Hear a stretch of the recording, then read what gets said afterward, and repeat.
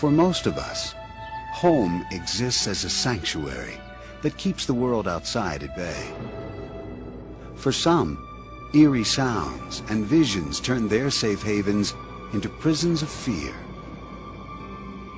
They believe that ghosts are living out a curse to inhabit their homes, forcing them to confront the haunting terror of the unexplained.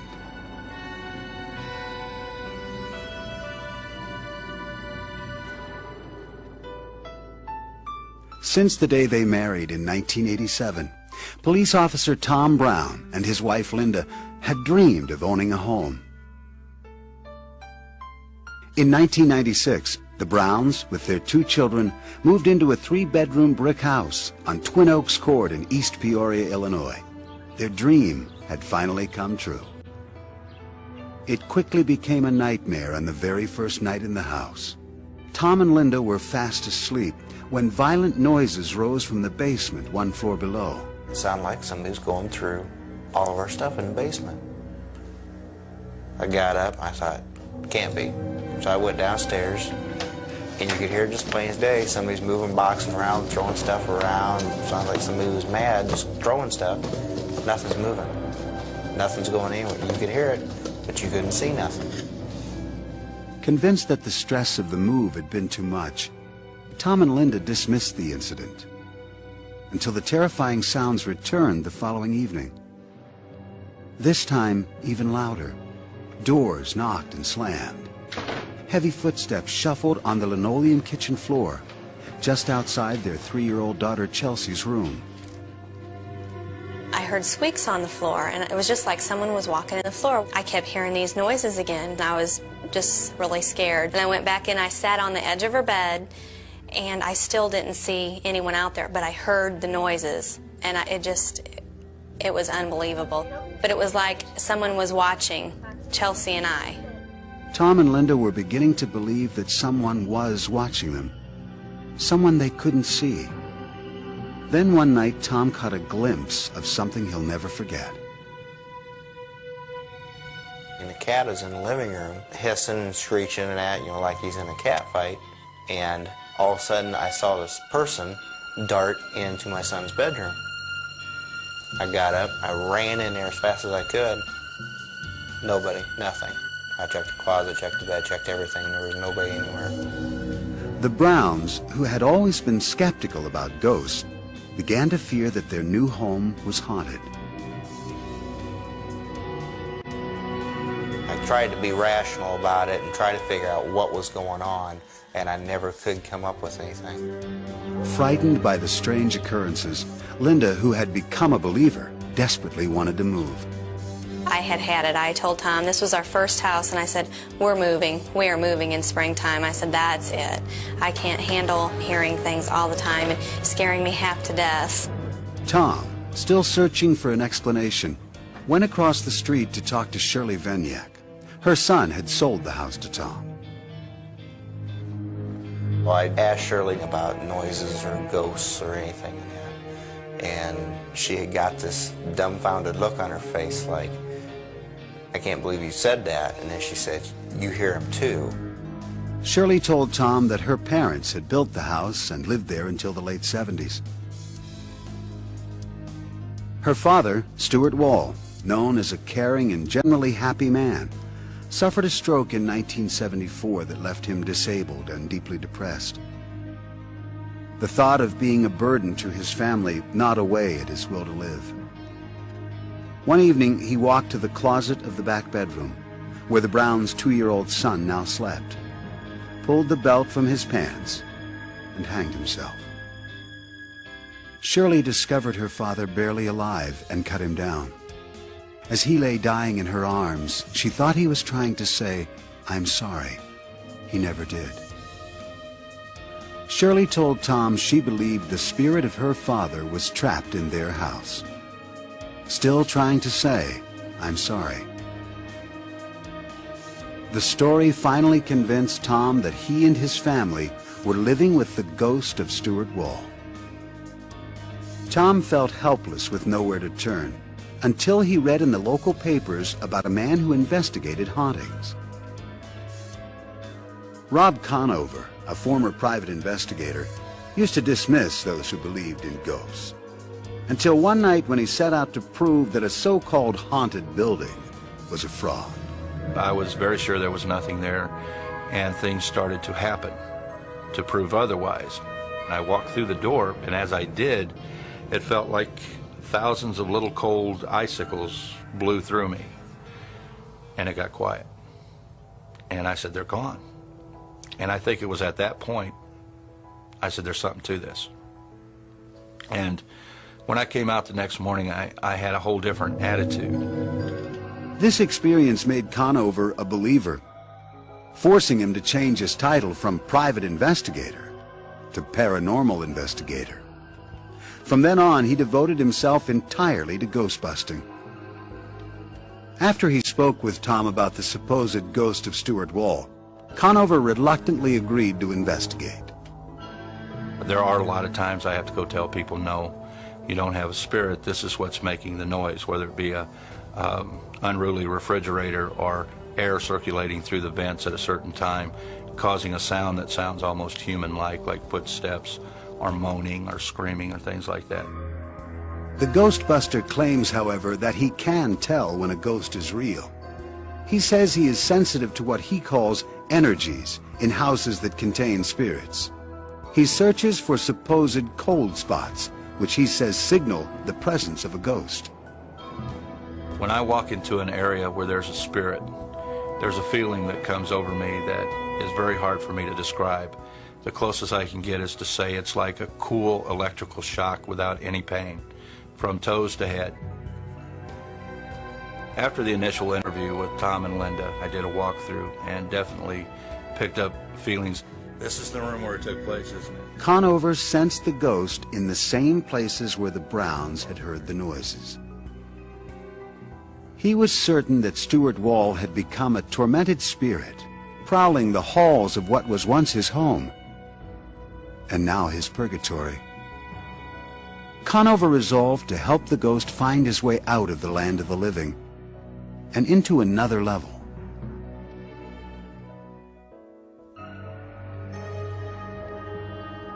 Paranormal investigator Rob Conover arrived at the Browns' house armed with equipment to do battle with the ghost of Stuart Wall. 20 years before, Wall had committed suicide in the back bedroom. Conover believes that his tormented spirit now prowled its halls, and he was confident that he could coax this troubled spirit through the light, his term for moving ghosts from this world to the next. When we pass away, we're all confronted with the light. And for us to stay on this side and not go through the light, the reasons for that are because we're attached to a person, place, or object on this side that we feel we have to protect or be with. Conover and his assistant began to walk through the house looking for Stuart's presence. Tom Brown, the owner of the home, and Shirley Vaniak, Stuart's daughter, followed closely behind them. I felt Stuart's presence.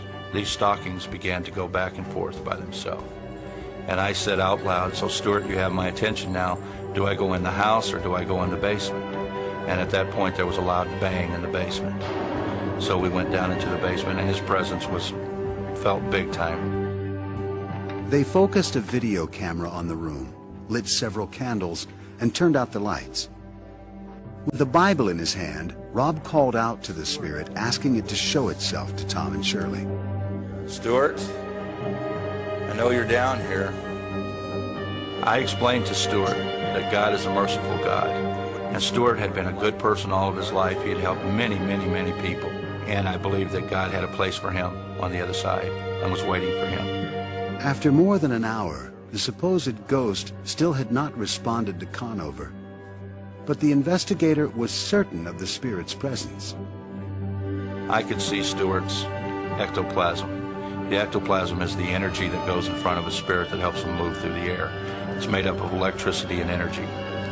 And I was able to see that.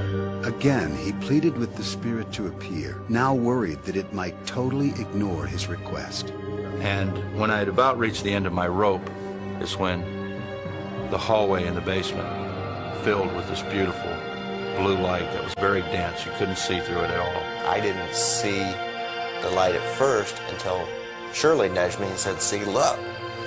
And then I moved my head over and saw it, and if I would never saw it, I'd never believed it had happened. To me, it was like a bluish green light. It was extremely light, bright, like a welder welding. Then, in a matter of seconds, the blue light faded away. It was at that point that I took my Bible and I stood up and made contact with Stuart and helped Stuart cross over into the light. The house felt like you had 150 guests in the house and just cram-packed, and you couldn't fit another person in, and all of a sudden everybody just left and shut the lights off. It's just a very empty feeling, like nobody was there no more. And you was all by yourself. Conover says at that moment the ghost of Stuart Wall left the house forever. The investigator immediately turned to the camera, excited about seeing the event on tape. This is what they saw. Yeah. Guys? Oh, look at the light. Tom, being a policeman, said, "I want to look at your videotape because I know that light's on the videotape." We put the videotape in, you heard our conversation, but there was no light on the videotape. And Shirley said, "Why?" And I said, "Because we were the only ones meant to see that light." Since that night, calm has returned to the house on Twin Oaks Court. The mysterious sounds and terrifying visions are gone.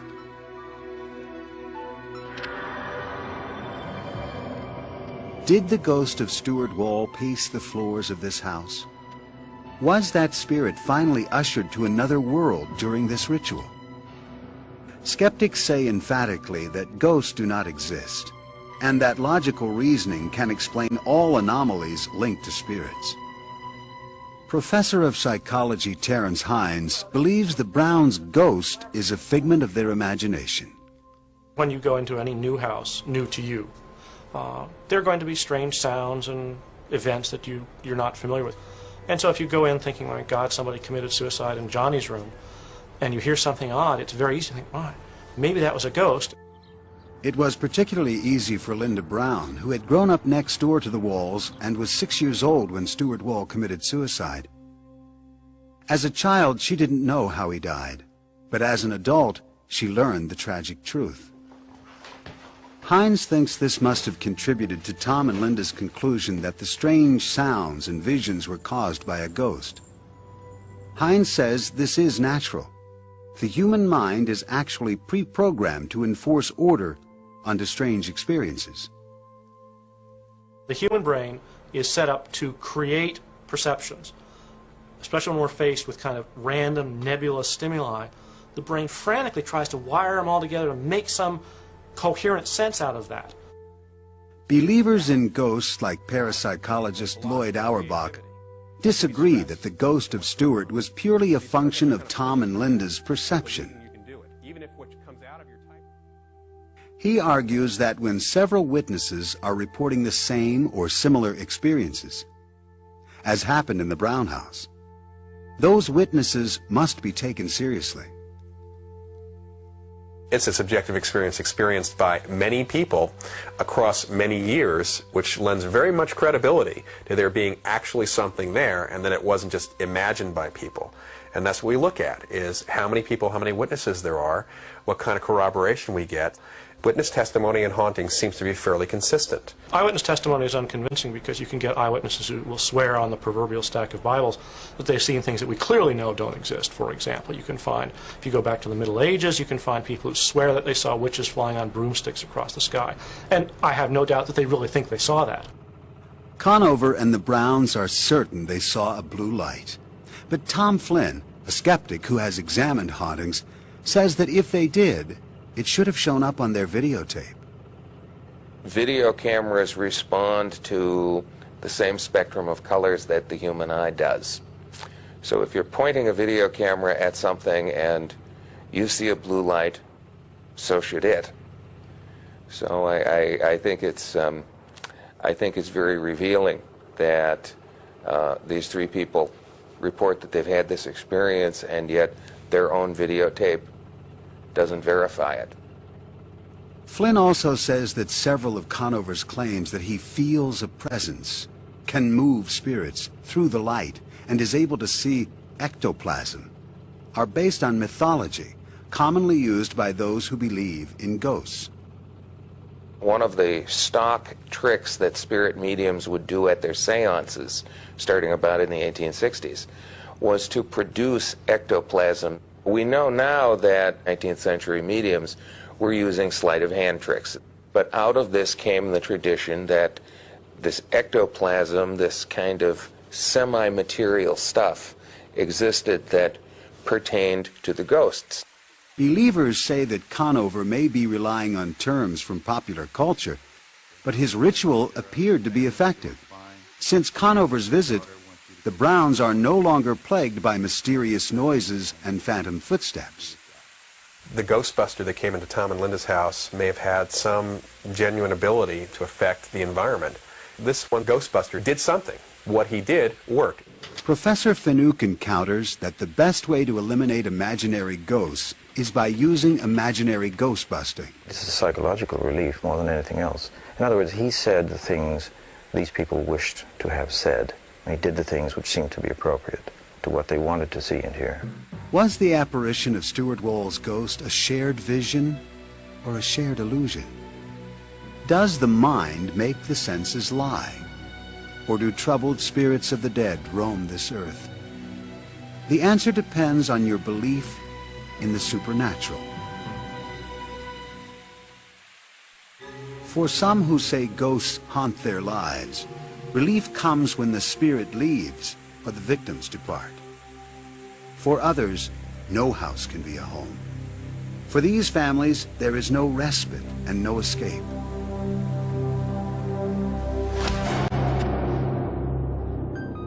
A painful divorce in 1968 left Beth alone with a small child and little money. She was rebuilding her life when she met Bob Batesel a few years later. They fell in love, got married, and Bob adopted Beth's daughter, Leah. In 1971, when the Batesels moved into this two-family house in New Brunswick, New Jersey, the young family's newfound happiness would be fleeting.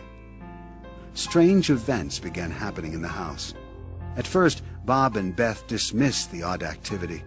Lamps swinging, doors opening and closing, objects appearing in the wrong places. Then they were forced to confront the terror trapped in the walls of their new home. The pungent smell of rotting flowers wafted throughout the rooms. Temperatures supposedly rose to sweltering levels for no apparent reason. They began to witness shocking sights. Knives, forks, and baby bottles darted about the house, making them fear for their lives. I felt very scared, unsafe, undermined. You didn't know what was coming next, and that's a very undermining feeling of never knowing that the ground or the rug is being pulled out from under you. So you didn't know what to expect, so you were always aware. So the stress level was very high. The ghastly events escalated. The Batesels claimed they were attacked by small objects hurled about the house by unseen forces. I had some friends over for lunch, and just out of nowhere, the bathtub stopper, a round bathtub stopper, just came flying between two of us that were seated at the table as though someone just threw it. The moving objects became even more threatening. One night, Bob and Beth were paralyzed with fear as they watched a lit cigarette drift down from the ceiling. We just didn't know what to do because we didn't know whether to reach out and grab it, if someone were actually holding it that we just didn't see. If it hit the floor, would it start a fire? We just didn't know what to do. The enormous stress from incidents like this forced Beth, who had never believed in ghosts, to confront what seemed very much like a haunting. Word of the Batesels' ghost spread, and a spiritual group interested in paranormal activities asked to conduct a seance in their home. Bob and Beth, at a loss for an alternative, agreed. We felt we were drowning in a sea of phenomena that we could not explain. We had never had this before, we didn't know anything about it at the time, and we needed help. The group gathered with Beth and Bob around the dining room table. They closed their eyes and joined hands. When the psychic called out to the spirits, the ghost began to speak through her. Beth secretly taped the proceedings. Can you tell us your name? It's my land. And you get out. Well, if we could investigate to see if it is your land, maybe we would get out, but you'll have to help us and tell us what your name is. My name is George Baxter. George Baxter? This land belonged to me. I bought it in the year 1872. Now you look that up, mister. We will, George. The next day, Beth went to the New Brunswick Library to research the history of the house. She discovered a George Baxter had bought the land in 1872. Beth was stunned, but Bob remained skeptical until a few weeks later, when they found threats written in lipstick and marker on the walls and mirrors. Now Bob was certain that his house was haunted.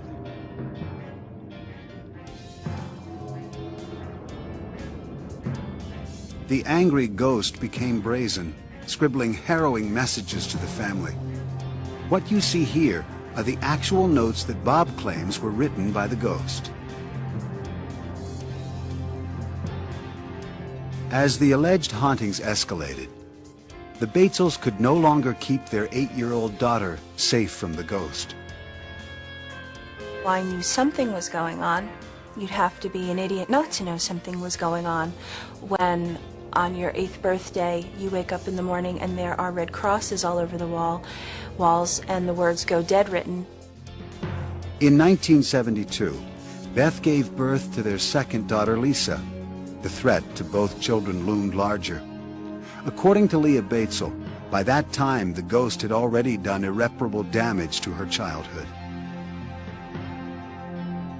It is a hell house. It's the house from hell. As far as I'm concerned, that house destroyed what prior to moving in there was a normal 4-year-old girl. I hate that house.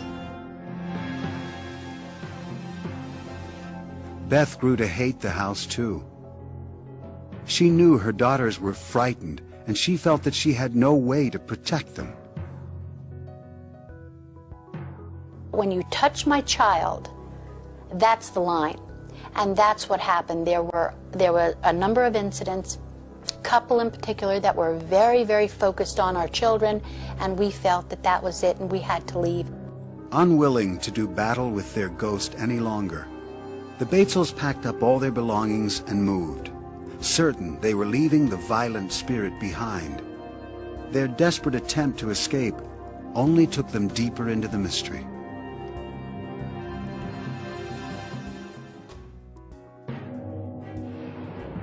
Bob and Beth Batesel and their 2 young daughters fled their home in New Brunswick, New Jersey, believing they were escaping the terror of the ghost that haunted them there. For 4 years, the Batesels lived in this house, where they were harassed almost daily by ghostly threats. Now they were searching for a more peaceful abode. The Batesels moved to an apartment in Clinton, New Jersey. The persistent ghost followed and only became more hostile. The Batesels claimed that an unseen force shoved Beth, Bob, and Leah down the stairs. They moved again. This time they moved further away to Flemington, New Jersey. They had barely finished unpacking when one morning, to Beth's horror, she found a butcher knife impaled in the kitchen door frame. She knew then they had not eluded the vicious spirit. Once again, we moved into a new place, hoping that the phenomena was over and it would have stayed far behind us, and we could just pick up where we always were, trying to be a normal family. From 1971 to 1985, Bob and Beth moved 11 times, and their lives were anything but normal. We lost friends because we couldn't explain anything, and everybody was looking for an explanation. Everybody would blame us. It's happening to you, therefore, it's your fault. With no one to turn to, they united to battle their demons. They built their last house from the ground up in Lake Ariel, Pennsylvania. Hoping the fresh start would finally eradicate the ghost, it didn't. The first weekend after moving into the Lake Ariel home, a ghost left the Batesels a most horrifying welcome.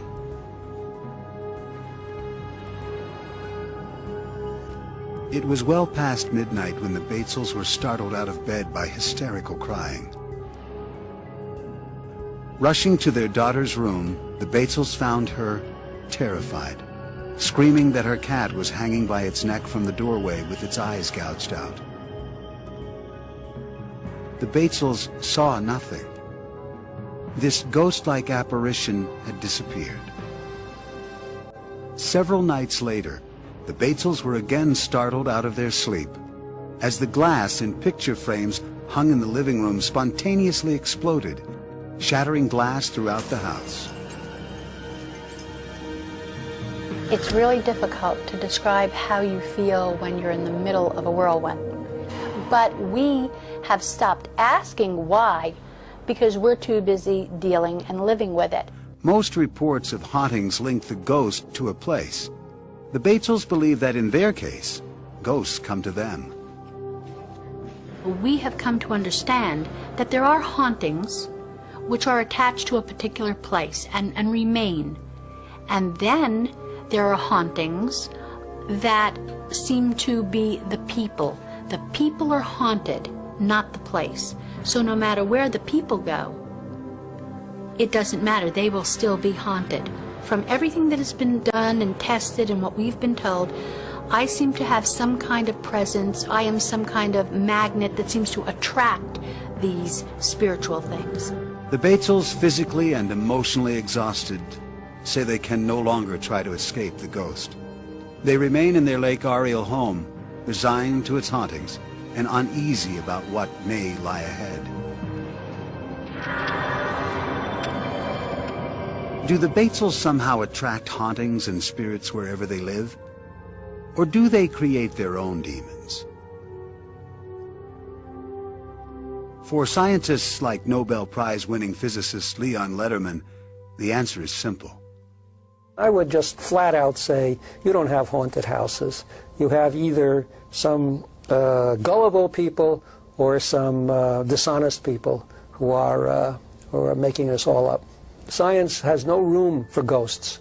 Psychologist Carl Schlotterbeck has found room for ghosts. He investigated the Batesel stories, came to support the family's claims, and joined Beth Batesel in co-authoring a book about her experiences. I became a believer fairly quickly. You could walk through the house and feel in different rooms. In one room it was difficult to breathe even. And recordings made in that room were fainter than they were in the rest of the house. In other places you could feel things in the air. Schlotterbeck believes the Batesels found ghosts at each of their households because the entities were attracted to certain inviting qualities in Beth Batesel. One investigator referred to her as an undeveloped psychic, perhaps. Other people have just referred to her as a magnet, that her warmth and her caring about people actually extends into the other world, and that lost souls who haven't crossed on find her a warm and comforting presence to be around. Letterman points out that none of this is scientifically verifiable. The scientific method demands much more than impressions and feelings to validate a claim. To claim that I see this, I have to prove it. The burden is on the owner of that site or the writer of the book. And in 400 years of innumerable claims, no one has ever succeeded in convincing the scientific community. Parapsychologist Lloyd Auerbach finds proof in the Batesels' reports of objects floating and moving through the air. He says that when some people are under stress, their energy can levitate objects. It's a phenomenon called psychokinesis. Psychokinesis is the ability that we have identified in parapsychology of the mind to directly affect matter or energy, to move things. There's usually a living person there whose mind, or subconscious mind typically, is letting off steam or reacting to stress and is using psychokinesis, mind over matter ability, to move those objects around. Laboratory study after study has tried to find evidence for psychokinesis and hasn't found it. The, again, eyewitness reports of something moving from here to there are very unreliable. Many scientists think psychology offers the best explanation for the happenings at the Batesel households. Psychologist and retired Professor Robert Baker says that in over 50 years of investigating claims of hauntings, he's found ghosts in only one place. In the human mind. It is an invention of the human mind, and they have invented ghosts because ghosts provide a great deal of psychological satisfaction to the people who believe in them. It fills a gap, a void in their lives. Finucane suggests it may be easier for Beth to confront imaginary ghosts than face real issues. Ghosts can be used by particular members of the family for their own purposes as a method of self-defense, if you like, psychological self-defense, when things are going badly in the rest of the family's existence.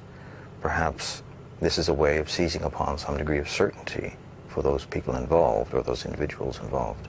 Perhaps this is a way that Mrs. Batesel, in her own case, chose to solve some of her dilemmas as they arose in her family.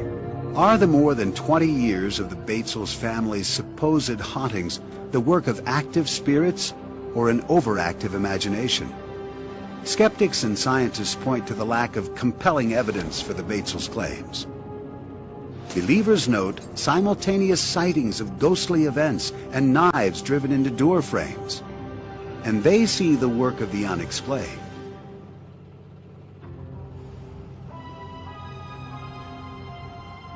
For centuries, Native American elders have passed down legends that tell of hidden places deep in the mountains of Colorado. For the spirits of the dead, these sites are sacred portals that provide passage in and out of this world to the next. For the living, these places are mysterious gateways that offer a glimpse of the unknown.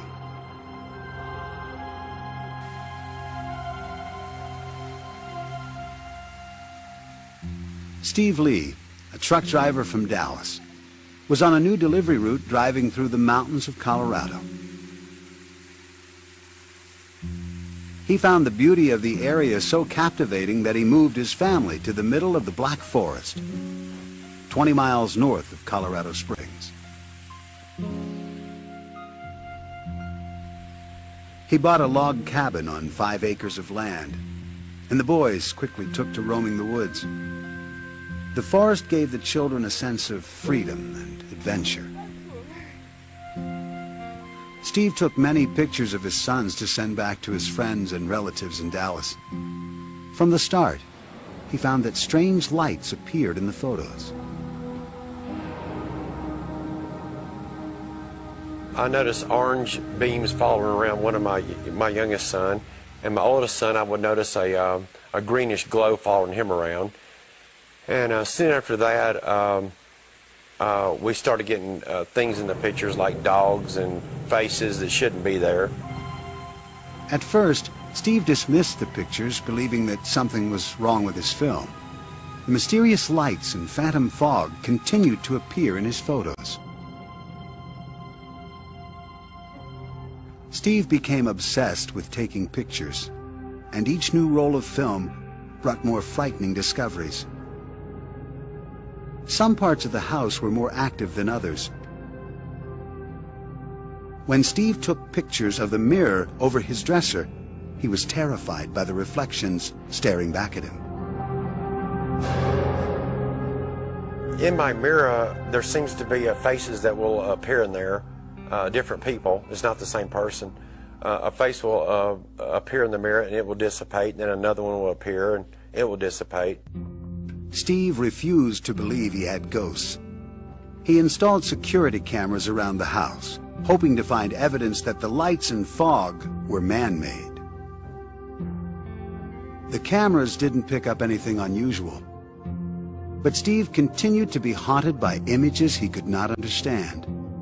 He decided to contact Bill Gibbons, an electronics specialist and an amateur investigator of the paranormal. Gibbons arrived with his own video camera. In the evening, he placed the camera in the woods outside the house. This is the actual videotape recorded that night, which revealed a mysterious array of lights. It was not like any type of lightning ball or Corolla discharge that I've seen. The radio tower will discharge a ball of energy and it'll shoot along a line. This energy did not follow any path. It almost looked as if it had a mind of its own. The investigator used a spectrometer to check the strength of electromagnetic and radio waves at the house to make sure they had not caused the lights.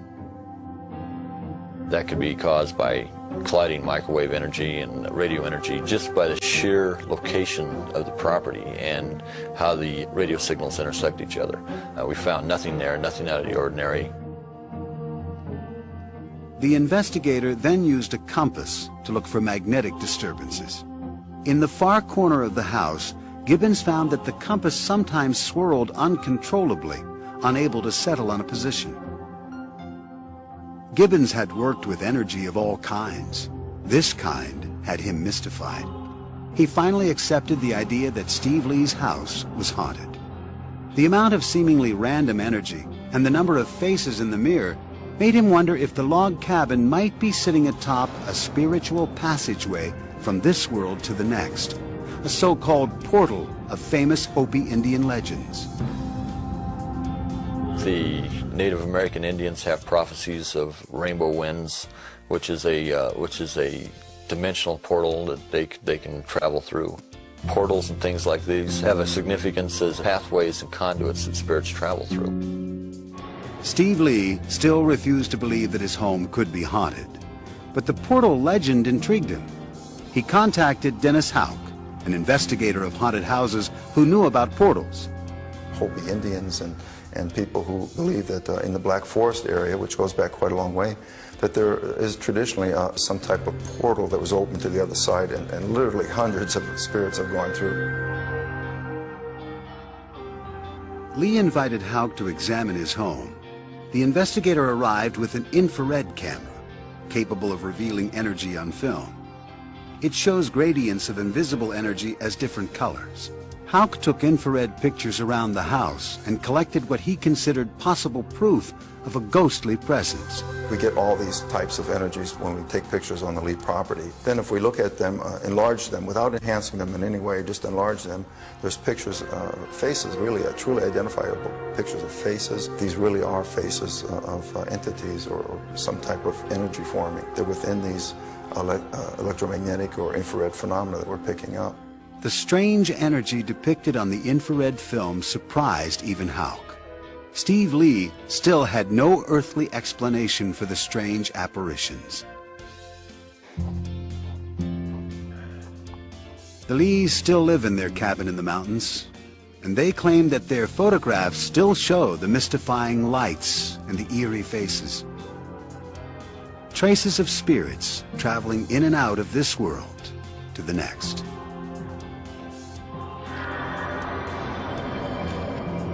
Is the Lee house filled with spirits moving through a legendary portal?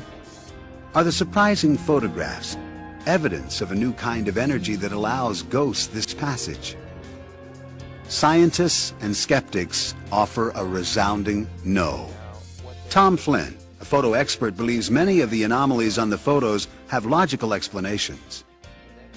I've examined the Lee pictures, and I find far more evidence of common camera problems than of the supernatural. I think that most of these mysterious fogs are various items, including the camera's own strap, that stray very close to the camera, so close that they go out of focus, so close that they're blasted bright white by the on-camera flash. It also creates a lot of lens flare. And that's where you get the characteristic little round transparent circles that kind of glow whitish. Those who believe that this Colorado house may be sitting on top of a spiritual gateway say that Lee's photos may have captured the portal in action. I believe photographs can catch things. I've seen photographs that have cut other dimensions before at other places. And be it through a mirror or through some type of very, very fast-speed film, we see ghosts or have ghost apparitions in certain areas because the energies there allow that materialization to happen. Physicist Leon Letterman argues that if believers say there is an energy portal at the Lee house, then they must base their claims on accurate principles of science, not ghostly photographs. There are many, many unknowns in science, but there's a difference between a scientific unknown and a claim that there are sacred spots or haunted houses which can't be authenticated by science. They're just natural phenomena that are misinterpreted by people who desperately want to believe that and have no idea of how science works. Neuroscientist Dr. Michael Persinger does know how science works. He says that geophysics can explain the mysterious lights on Steve Lee's property. When you have geophysical forces focused, even small ones, little teeny ones from the point of view of geophysics, but when you focus them into a small space for a brief time, you can get tremendous magnetic fields generated. If that takes place, you can get fluorescent and light thresholds generated, very much like a will-o-wisp or electrostatic discharges. And if it's above the luminogenic threshold, you can photograph like any other kind of electrostatic phenomena. Persinger says that these strange anomalies in the Earth's natural electromagnetic field are found in many supposedly haunted sites. And sometimes they intersect with the brain waves of people who live there, producing haunt-like feelings. It's a theory he has tested in his Sudbury, Ontario laboratory. Many of the kinds of patterns of fields that are generated in haunted areas that we have found are very complicated. Brief, transient fields, erratic shape. If these forces stimulate the brain, you could have feelings of a presence, the sounds of footsteps or movements or voices, and of course that ever-present presence, that there's something looking at you. All of these symptoms mirror events described by the Browns at the height of their supposed haunting. This might also explain why Beth Batesel is not able to escape the ghosts that have haunted her for more than 20 years. Certain highly creative people are more sensitive to these mysterious geophysical forces than others, a fact that for many believers justifies their claims of ghostly encounters. Even though people are sensitive, it does not mean that they're crazy. It surprises me the number of people that have come out of the woodwork to tell me about a light that they've seen in a dark room or a deceased relative that has come back to visit them. And so that this is a much more common phenomenon than we think, but people are hesitant to talk about it because of the implication of some kind of psychopathology. Some skeptics think that belief in ghosts persists even in the face of scientific skepticism because it stands as such a deeply held cultural belief. In a sense, ghosts are in people's heads, but in another sense, culturally and socially, they do exist for them, and indeed for many other people in that society. They're human constructs. So is music, so is poetry. I mean, we have to accept these things, these ghosts, all to be respected as creations of the human mind. Believers object to the idea that ghostly encounters are creations of the human mind. Rather, they insist that hauntings deserve respect because the restless spirits are real. When you come face to face with it, then you have to deal with it as reality, because when you're face to face with something, it is reality. From restless spirits to ghostly gateways, hauntings have the power to instill terror and fear in those who believe in them. Is the ghostly presence actually the work of our own creative minds? Or is it the labor of troubled spirits cursed to roam the earth? For those who have experienced a haunting presence, they know they are living on the threshold to the unexplained.